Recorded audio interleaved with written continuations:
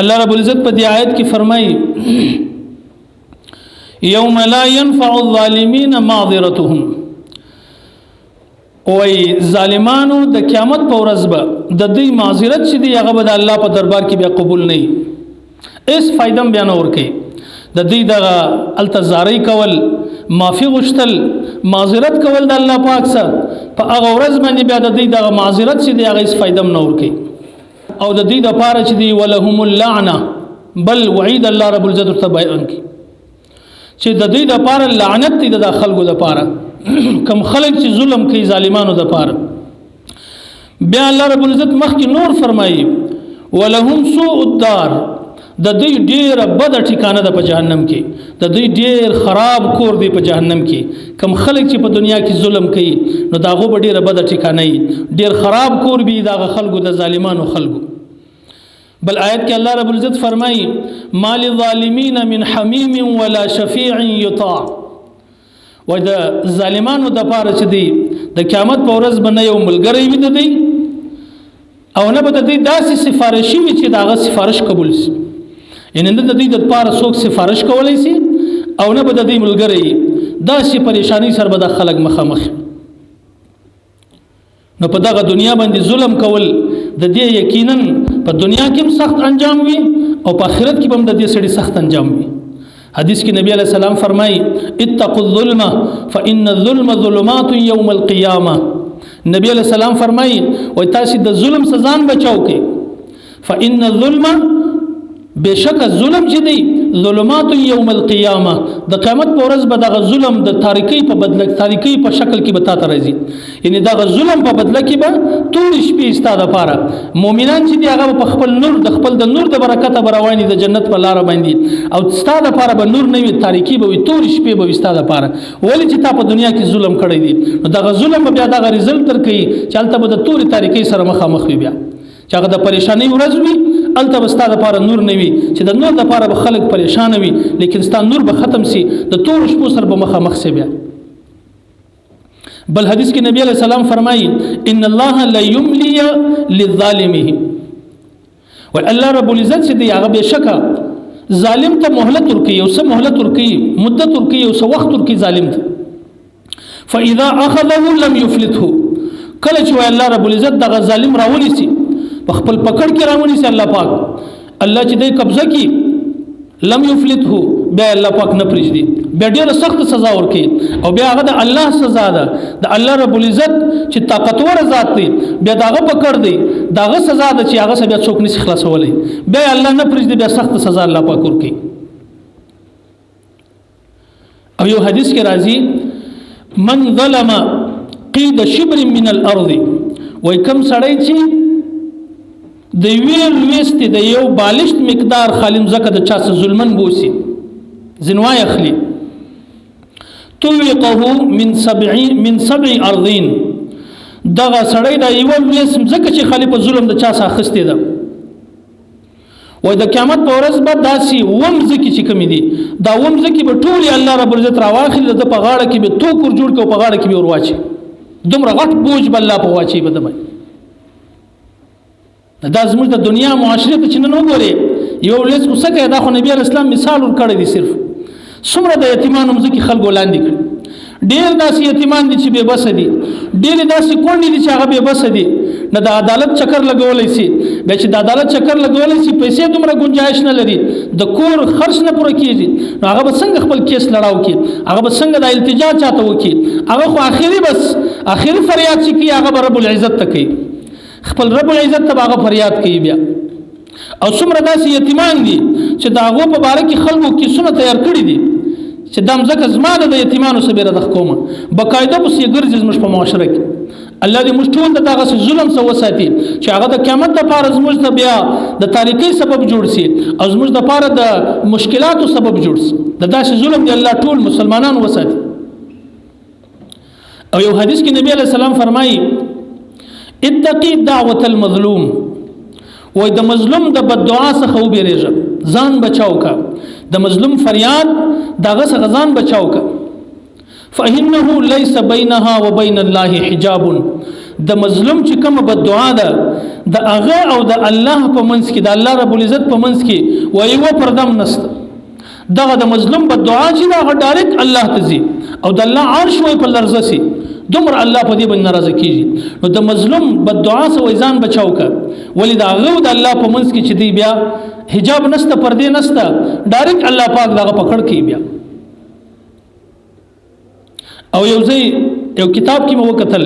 چې په دغه دنیا کې دوه کسانو ته الله پاک سزا ورکړي یعنی په دنیا کې سزا ورکړي په آخرت کې خو به سزا وي اخو د الله معاملې د الله بل تر سره کوي خو په دنیا کې هم الله پاک سزا ورکړي دوه کسان شولې دي کتابو کې لیکلي دي یو د مور پلار نافرمانه کم سړی چې په دنیا کې د مور پلار نافرمانی کوي الله به ضرور هغه ته په دنیا کې سزا ورکړي خلکو ته به ورښکاري چې دا هغه سړی دی چې د مور پلار نافرمانی کوله الله به په دغه دنیا کې ونی سره وبې ګرځي او دویم سړی چې شولې دی هغه ظالم دی ظالم ته الله رب العزت په دنیا کې سزا ورکړي اخرت کو سزا ستا حدیثو کې ما یو حدیثونه ذکر کړ چې هغه د لپاره څومره خطرناکي سزا وي تاریکیانی بوي او نور مشکلات بوي خدا ظالم د لپاره دا چې په دنیا کې الله سزا ورکړي دا چې الله نه لکي یو حدیث کې دا دی چې الله مهلت ورکړي یو څو وخت به ورکړي د ډېر په غرور کې راسي چې اسم په ما باندې څوک نشي کولای د پیسو په نشه کې د اسلحه په نشه کې د خلکو په نشه کې او د پیسو د دغه په نشه کې بوي چې په ما اسم نه کېږي د ظلمونه کوم سره باندې کېږي حدیث کې نبی علیہ السلام فرمایي ان الله لا یملی للظالم الله لږ مهلت ورکوي لږ مهلت ظالم ته ورکوي الله پاک فاذا اخذه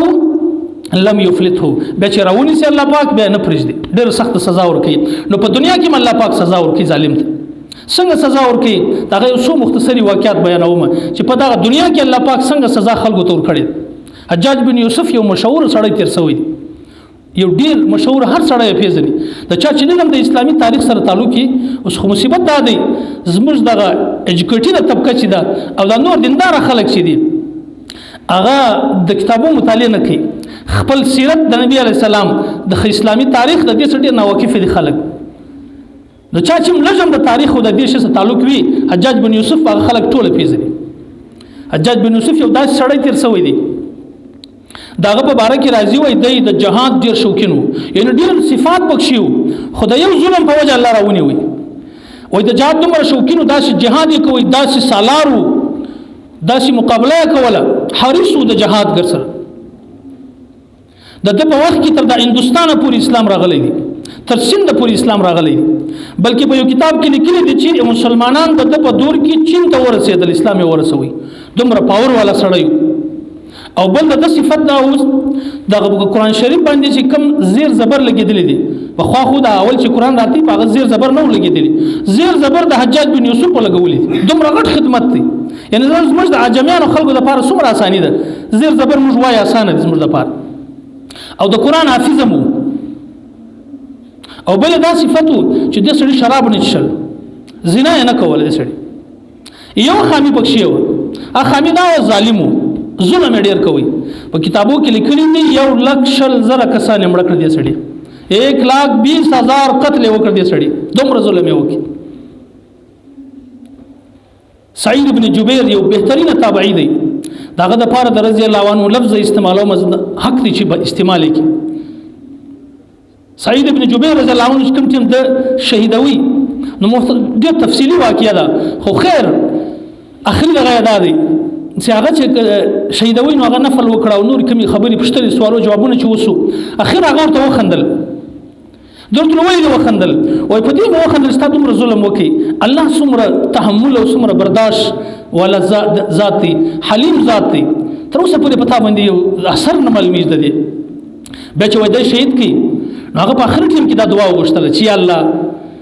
1,00,000 کسان قتل کړي دومره ظلم یې کړی دی سړی زما د مرګ بعد بس دغه سړی بیا په دنیا کې مپاته کو نور خلکو ته د باچ ظلم نه وکړي دا سړی